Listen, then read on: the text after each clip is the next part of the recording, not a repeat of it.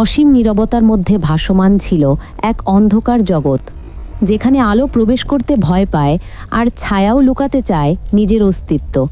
সেই গভীর অন্ধকারে দাঁড়িয়েছিল এক সত্তা, আগুনের তৈরি, তপ্ত অহংকারে গড়া। তার নাম ইবলিস। তার শরীর ছিল ধোঁয়া আর কালো আগুনের মিশ্রণ।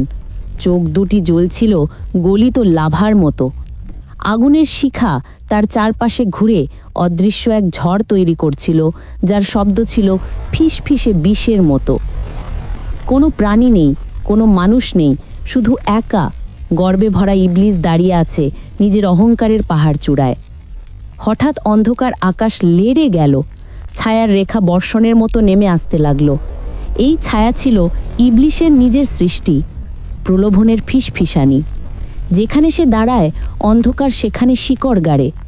ইবলিস ধীরে ধীরে তার আগুন ডানা মেলে ধরল। ডানাগুলো তৈরি ছিল ছাই আর শিখার। মুখ থেকে বের হচ্ছিল দহনের মতো তীব্র শ্বাস। সে বলল, আমি ছায়ার রাজা, আমি আগুনের অহংকার, আমি সেই সত্তা যে মাথা নত করে না। তার কণ্ঠে ছিল গভীর গর্জন, যা শুনে নক্ষত্রও যেন নিভে যেতে চাইছিল।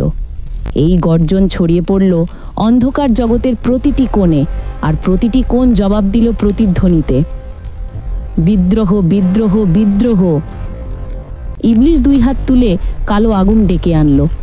আগুন ঘুরতে ঘুরতে তৈরি করলো এক অশুভ সিংহাসন, যার চারপাশে উড়ছিল ধ্বংসের ছাই। সে সেই সিংহাসনে বসে অদৃশ্য আকাশের দিকে তাকিয়ে ফিস ফিস করে বলল, আমি পতিত কিন্তু পরাজিত নই। এবং সেই মুহূর্তেই অন্ধকার আরও গভীর হয়ে গেল। আগুনের শিখা নীল হয়ে উঠল, আর ছায়ার রাজত্ব নতুন করে শুরু হলো।